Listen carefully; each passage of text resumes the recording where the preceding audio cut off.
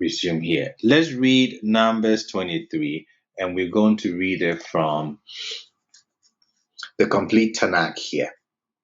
Numbers 23. Let's go to Numbers 23. I'm going to make the screen bigger.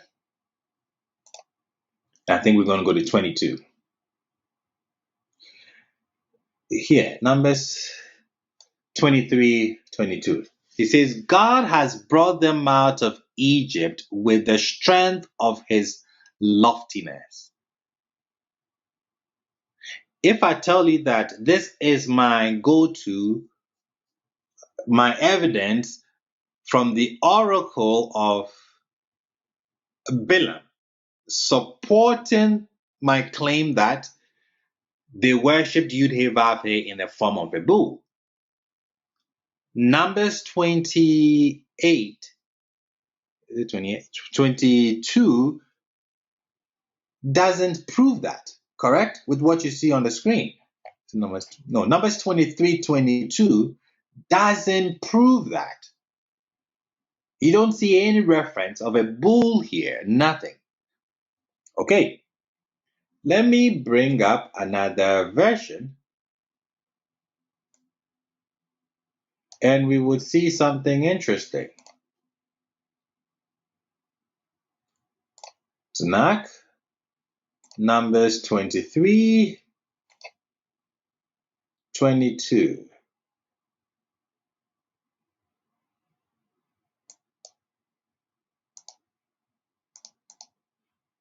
There we go. God who freed them from Egypt is for them like the horns of a wild ox. Wait, why did this one here choose to remove the wild ox? Choose to remove the bull and say the strength of his loftiness.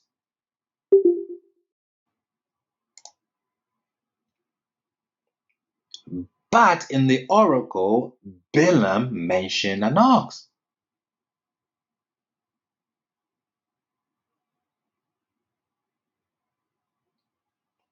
The same with 24.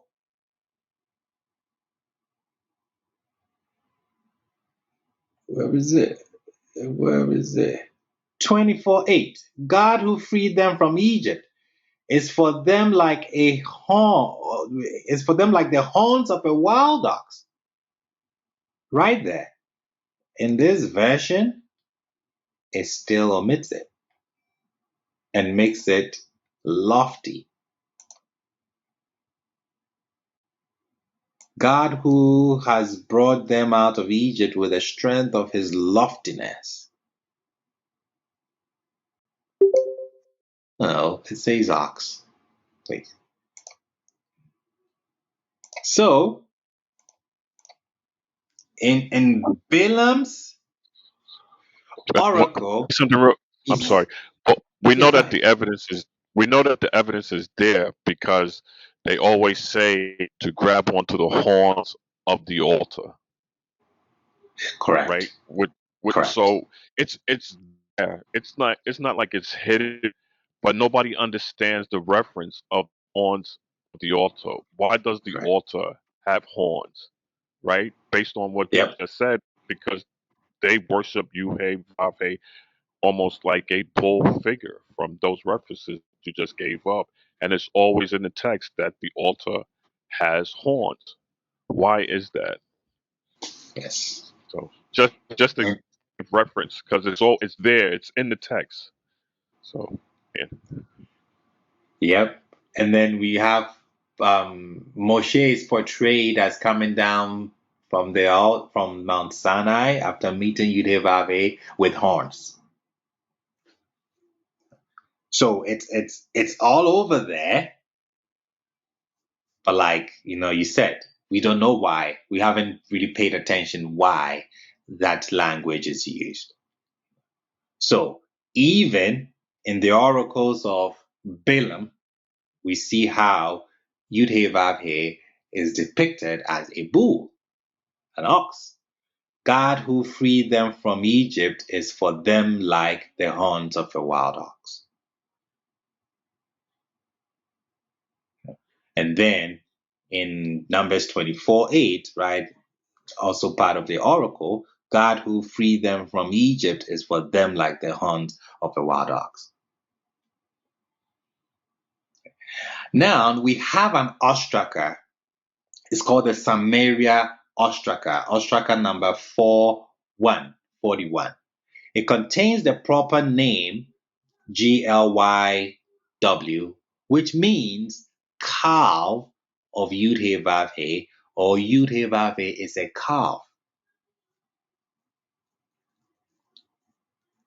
So we have, these are evidence that we have depicting, showing, it's irrefutable, showing evidence of Yud-Heh-Vav-Heh being represented or is a calf.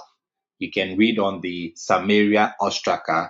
There are a lot of ostrakers from Samaria. Read number 41. You would see this proper name show up.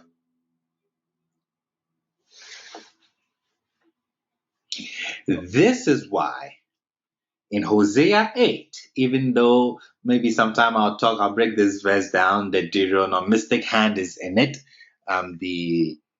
The core thing, the original thing that's behind the text. But this is what they wrote. He rejects your calf, Samaria. I am furious with them. Will they never be capable of purity? For it was Israel's doing. It was only made by a joiner. It is not a god. No, the calf of Samaria shall be reduced to splinters. The person writing this is saying reduced to splinters by the Assyrians because the Assyrians did that. But now it's being put as a prophecy in the mouth of God, or a word coming from the mouth of God. But here we have a calf, we have the ox here in Samaria, represented Yud-Heh-Vav-Heh, the deity. So it appears irrefutable that in both Bethel and Dan of ancient Israel, Yud-Heh-Vav-Heh was venerated as a bull, comparable to the reverence accorded Baal among the people of Ugarit. Baal is also presented as a bull. He is a storm god, is a god of fertility. That is how the north saw Yud-Heh-Vav-Heh. The exodus from Egypt is an event first remembered among northern kingdom families, attributing it back to this same god or this same deity. The bull, the storm god, the god with horns, Baal, Yud-Heh-Vav-Heh. This is how Yud-Heh-Vav-Heh is worshipped, is where it's portrayed in the northern kingdom. Quite different from what we would get in the south when we look at the south next week.